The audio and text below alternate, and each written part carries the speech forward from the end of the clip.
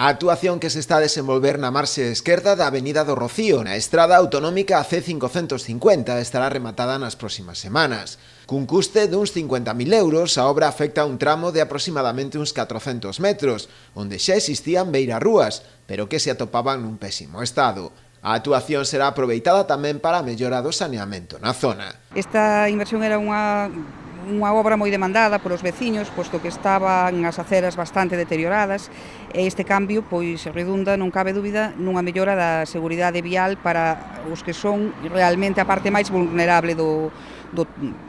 tráfico, dos peóns. O delegado territorial destacou que a actuación virá a complementar a realizada xa en 2016 e en 2017, nas que a Consellería de Infraestructuras investiu máis de 670.000 euros para a humanización da travesía principal da vila. Que veñen a complementar pois a primeira fase de humanización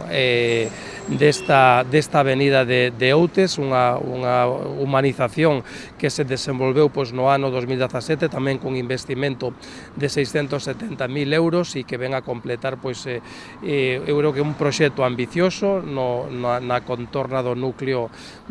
de Outes, onde suma pois máis de 700.000 euros de investimento, sobre todo pois en darlle mellor calidade de vida aos veciños, en dotar de máis seguridade e en adaptar tamén pois accesibilidade para as persoas que poidan utilizar pois estas aceras e estas sendas. Esta actuación súmase a outras obras previstas neste concello, como é o caso da mellora das pontes de Ceilán e Ponte Nafonso. Pois a ponte de Ceilán conxuntamente que une, non que separa, que une sobre todo co concello de Noia, unha actuación que está en licitación por 204.000 euros e se está traballando tamén por nesa ponte que está declarada de ben de interés cultural, Ponte Nafonso, en donde se está tamén estudiando, facendo un estudio do que